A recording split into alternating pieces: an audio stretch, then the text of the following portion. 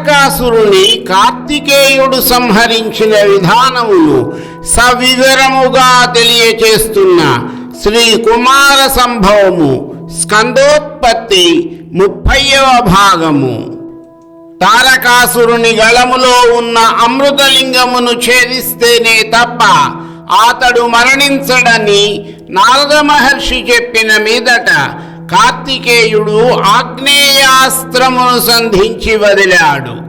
ఆ ఆగ్నేయాస్త్రము భయంకరమైన జ్వాలలను వెదజల్లుచూ వెళ్ళి తారకాసురుని గళమున ఉన్న అమృతలింగమును 5 భాగములుగా ఖండించింది. వెంటనే ఆ 5 ఖండముల నుండి ప్రణవనాదమైన ఓంకారము అన్ని దిక్కులకు వ్యాపించింది. ఆ ఖండములు వచ్చి భూమిపై పడినాయి. ఆ ప్రాంతములను గుర్తించిన ఇంద్ర, సూర్య, చంద్ర, కుబేర, వరుణులు వెంటనే ఆయా లింగములను ఆయా ప్రదేశములలో ప్రతిష్ఠించారు. విశ్వకర్మ వాటికి ప్రాకార గోపురములను నిర్మించాడు. తరువాత ఏమి జరిగింది? ఇక్కడ మనకు ఒక ధర్మ సందేహము కలుగవచ్చు. ఈశ్వరుని యొక్క అమృతలింగము ఛేదించబడమేమిటి అని. గత వీడియోలో మీరు గుర్తు తెచ్చుకుంటే ఆ ఈశ్వర అమృతలింగము ఛేదించబడినప్పుడే తనకు మరణము ప్రాప్తించాలని తారకాసురుడు ఈశ్వరుని కోరుకున్నాడు. కనుక ఇది ఈశ్వర సంకల్పమే. ఆ సంకల్పము కూడా ఎవరి ద్వారా నెరవేరినది అంటే ఈశ్వరుని పుత్రుడైన కార్తికేయుని చేతనే. ఆ లింగము ఛేదించబడడంలో కూడా తన మరణానంతరము ఆ అమృతలింగము జీవులందరి పూజలందుకోవాలని తారకాసురుడు కోరుకోవటము, అందుకు పరమేశ్వరుడు ఆ ఛేదించబడిన లింగము ఈ యుగాంతం వరకు జీవుల పూజలందుకుంటుందని వరమివ్వడము కూడా మనకు గుర్తుండే ఉంటుంది. తారకాసురుడు ఆ విధముగా కోరుకోకుండా ఉంటే అతని మరణానంతరము ఆ అమృతలింగము తిరిగి ఈశ్వరునితో ఐక్యమై ఉండేది. ఆ విధముగా కాకుండా 5 ఖండములుగా ఛేదించబడిన అమృతలింగము పంచారామ క్షేత్రములలో ఇంద్ర, సూర్య, చంద్ర, కుబేర, వరుణులచే ప్రతిష్ఠించబడి ఈనాటికి మనందరి పూజలందుకుంటున్నాయి అంటే అది ఈశ్వర సంకల్పముగా మనకు దక్కిన అదృష్టము కాక మరేమిటి?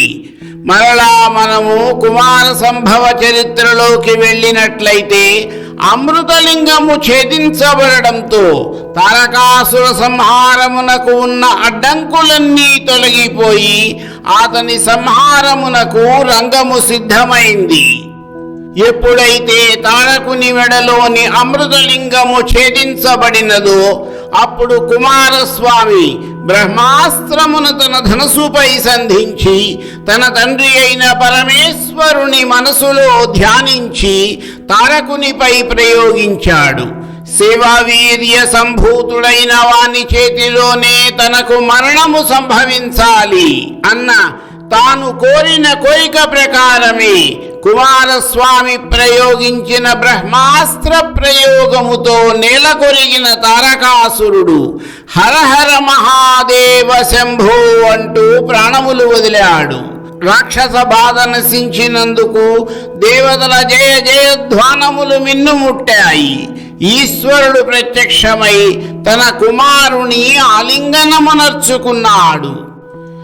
ఇంతవరకు కుమార సంభవ చరిత్రలో భాగముగా దక్షుని కుమార్తె అయిన సతీదేవి తన తండ్రి చేస్తున్న యాగమునకు వెళ్ళి అక్కడ తండ్రి చేసిన శివనిందను సహించలేక ఆత్మాగ్నిని రగుల్చుకుని ఆత్మార్పణ చేసుకున్న విషయమును ఈశ్వరుడు విరాగి అయి హిమాలయ పర్వత సానువులలో తపస్సమాధిలో మునిగి ఉండడం ఈ విషయమును విన్న దుష్టుడైన తారకాసురుడు బ్రహ్మను గురించి తపమనర్చి కేవలము శివవీర్యముతో జనించిన పుత్రుడు మాత్రమే తనను సంహరించాలని కోరి ఆ వరమును పొందడము, సతీదేవిగా తన శరీరమును చాలించిన జగన్మాత తిరిగి హిమవంతుని ఇంట పార్వతీదేవిగా ఆవిర్భవించడము, ఆమె ఈశ్వరుని తన భర్తగా పొందాలని కోరుకోవడం,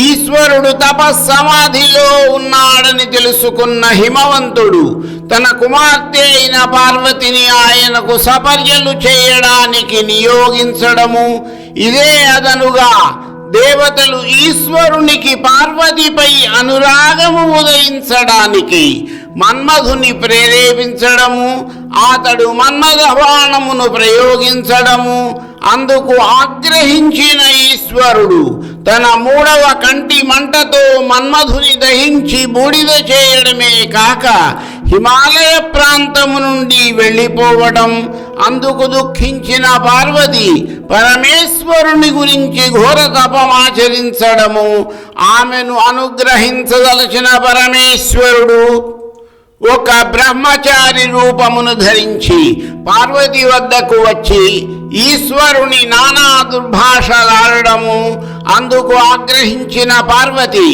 ఆయనను చెలులతో గెంటించబోగా ఆయన తన నిజ రూపమును ధరించి ఆమెను వివాహమాడవలనన్న కోరికను వెలిబుచ్చడము, ఆమె కోరికపై సప్తర్షులను అరుంధతీదేవితో సహా హిమవంతుని వద్దకు పంపి వారి స్వీకృతితో పార్వతిని వివాహమాడడం, వారిద్దరికీ పుట్టిన బిడ్డను భరించే శక్తి ప్రాణులకు ఉండదని కనుక శివ తేజస్సును పార్వతీదేవితో నిక్షిప్తం చేయవద్దని దేవతలు ఒక పిచ్చి కోరికను కోరడము, అయితే అప్పటికే బయలు వెడలిన శివ తేజస్సును మొదటగా భూదేవి, తరువాత అగ్నిదేవుడు, గంగాదేవి స్వీకరించి భరించలేక వదిలివేయగా ఆ తేజస్సు మొదట శరవణ తడాకంలో, ఆ తరువాత పార్వతీదేవి ఒడిలో పడి కుమారస్వామి నామధేయుడవడము,